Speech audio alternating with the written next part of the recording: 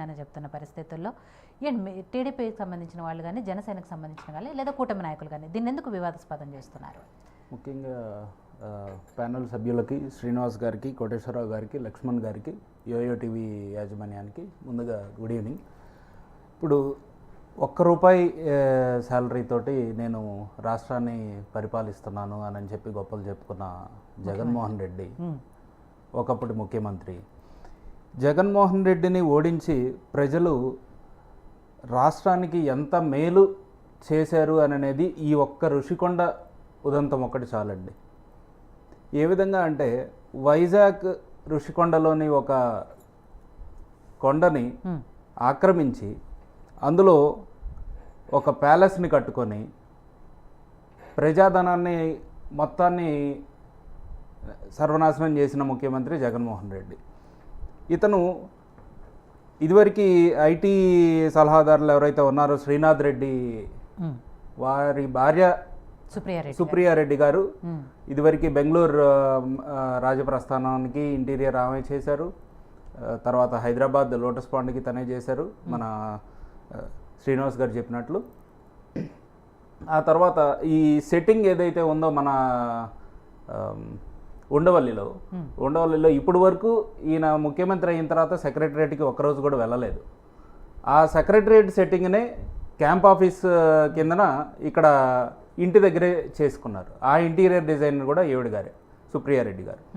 వీటన్నిటిని చూసిన తర్వాత భారతిరెడ్డి గారు, జగన్మోహన్ రెడ్డి కలిసి ఈ ఋషికొండ ప్యాలెస్కి ఇంటీరియర్ డిజైనింగ్ మొత్తం తినకి అప్పగిచ్చారు. ఈవిడ చేసింది ఏంటి అని అంటే ₹100 అయ్యే ఏ వస్తువుని కూడా వేలల్లో బిల్లులు చేసి 120 కోట్లు వృధాగా ఖర్చు పెట్టారు అని అనేది ఒక ఇది ఉంది. 450 కోట్లు పెట్టి ఒక ఋషికొండ భవనం సీక్రెట్గా ఎవరికి కనిపించకుండా పరదాలు కట్టేసేసి పెద్ద పెద్ద షట్టర్స్ పెట్టి కట్టారు. ఎవరిని కనీసం లోపలికి అనుమతి కూడా ఇవ్వాల. పవన్ కళ్యాణ్ గారు కూడా ఒకసారి ఋషికొండ వెళ్ళి దూరం నుంచి చూడగలిగారే కానీ లోపలికి వెళ్ళనివ్వని సిచ్యువేషన్. ప్రజాప్రతినిధి అయిన పవన్ కళ్యాణ్ గారు కావచ్చు, చంద్రబాబు నాయుడు గారు కావచ్చు, ఎవరికి కనీసం ఎంట్రీ కూడా లేని అంత సీక్రెట్గా భవనం నిర్మించడం జరిగింది. ఈ భవనము 1,42,000 చదరపు అడుగుల్లో నిర్మించబడింది. 3 ప్యాలెస్లు కట్టారు. 3 ప్యాలెస్ల్లో 12 బెడ్రూమ్లు ఉన్నాయి. ఈ 12 బెడ్రూమ్లో ఒక బెడ్రూమ్ వచ్చేసరికి జగన్మోహన్ రెడ్డి గారు, భారతి గారు ఉండడానికి విలాసవంతంగా కట్టుకున్నారు. ఇంకొక 2 బెడ్రూమ్లు వచ్చేసరికి 2 కుమార్తెల కోసం కట్టారు. మిగిలినవి గెస్టుల కోసం కట్టారు. ఒక హోమ్ థియేటర్ ఏదైతే ఉందో ఆ హోమ్ థియేటరే దగ్గర 100 స్క్వేర్ ఫీట్ థియేటర్ స్క్రీన్ లాంటిది పెట్టి అడ్వాన్స్డ్ సౌండ్ సిస్టమ్ తోటి కట్టిన ప్యాలెస్ అది. షాండ్లియర్స్, ఒక్కొక్క షాండ్లియర్స్ 10 లక్షలు 15 లక్షలు పెట్టి ఇంపోర్ట్ చేసుకున్నారు. మార్బుల్స్ అయితే ఇంకా మీకు చెప్పాల్సిన అవసరం లేదు. ఎవరైనా సరే నేలకి మార్బుల్స్ వేసే వాళ్ళని చూసాం కానీ గోడలకు కూడా ఇటాలియన్ మార్బుల్స్ తోటి అత్యాధునిక హంగులతోటి ప్యాలెస్ నిర్మించబడింది అనమాట. సో ఒక్కొక్క షాండ్లియర్ ఓన్లీ బాల్కనీలోనే ఒక 10 షాండ్లియర్స్ కింద జగన్మోహన్ రెడ్డి గారి ఇంటి దగ్గర ఆయన ఉండాలి అని అనుకున్న దానికోసం ఎట్లయితే కట్టారో ఓవరాల్గా ప్యాలెస్ మొత్తానికి కలిపితే 200 షాండ్లియర్స్ ఉన్నాయి. 200 షాండ్లియర్స్ ఉన్నాయి. ప్రతి రూమ్ ఏదైతే ఉందో బీచ్ కనిపించేటట్లుగా, బీచ్ వ్యూ ఉండేటట్లుగా, చివరికి బాత్రూంలో కూర్చునే వాళ్ళు కూడా బీచ్నే చూడాలి అని అన్నట్లుగా బాత్రూమ్ కట్టారనమాట.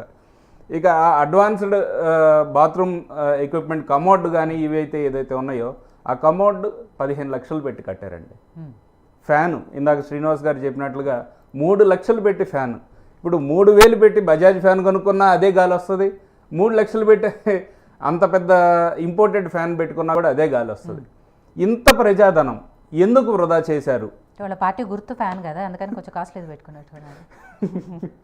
ఇప్పుడు ఫ్యాన్ అనేది లేదు కదండి ఎక్కడ కూడా. రాష్ట్రంలో ఇలాంటివి చేస్తున్నారనే ఫ్యాన్ అనే దాన్ని లేకుండా చేశారు. అది దీంతోపాటు ఇప్పుడు ఉండేది ఈయన ఒక్కరే ఉండాలి, ఒక ఫ్యామిలీయే ఉండాలి.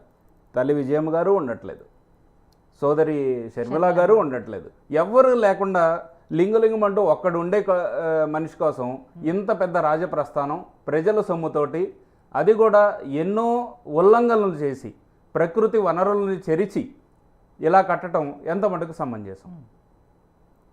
రైట్. సో కోటేశ్వరరావు గారు, ఇందాక నుంచి కూడా ఏదైతే రిషికొండ ప్యాలెస్ గురించి మాట్లాడుతున్నామో దాని గురించి వైసీపీ నాయకుల వర్షన్ విన్నారు, ఇటు తెలుగుదేశం పార్టీ నాయకులు అలాగే విశ్లేషకులు శ్రీనివాస్ గారు చెప్పిన మాటలు కూడా